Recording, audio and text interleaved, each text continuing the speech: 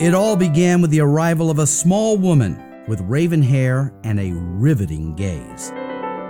She was the daughter of a Russian nobleman who came to town from New York's American Ballet Theater for a stint at the Starlight Theater. Tatiana Dokoudovska was her name, and once here, she never left. After doing a television interview for Starlight Theater's 1954 season, she was offered a teaching contract at what is now the UMKC Conservatory of Music and Dance. "I found here a world I thought had been destroyed during World War II," she recalled. "I thought I was in heaven. The grass, the trees, the beauty and refinement." Dokoudovska would become head of the conservatory's dance division and a stern disciplinarian.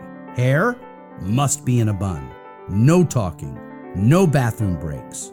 No latecomers. Leaving fifth position between exercises? Not allowed. Miss Tanya, as her pupils affectionately called her, taught class with Russian-accented commands while beating a stick on the floor. 1, 2, 3, 4, as there was no money for a pianist.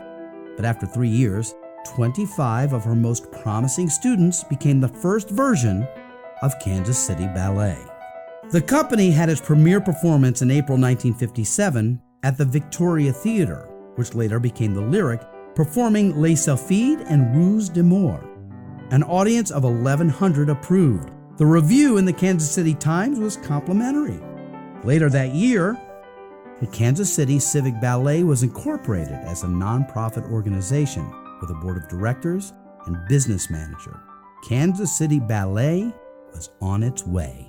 Tatiana remained the artistic director for 20 years. She choreographed, rehearsed, sewed costumes, and funded productions out of her own pocket. "I don't buy lavish clothes," she once said. "I invest in the Civic Ballet." A community grew around the young company. Guest artists and choreographers were brought in, expanding the audience and nurturing the dancers. Mothers banded together to form what is now the Kansas City Ballet Guild, whose mission of fundraising and stimulating interest in the ballet remains the same today. Tatiana convinced Shirley Weaver, who had danced with Ballet Russe de Monte Carlo and the Metropolitan Opera Ballet, to come to Kansas City. Miss Shirley became indispensable as a performer, teacher, choreographer, and honorary ballet mistress. In 1970, the mayor of Kansas City proclaimed a special Civic Ballet Week.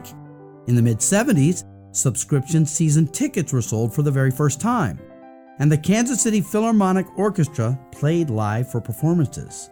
Dancers were paid a weekly salary with benefits including medical coverage and pointe shoes.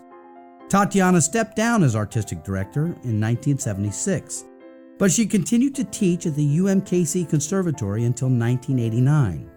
She reigned as grande dame of the regional dance scene until her death in 2005.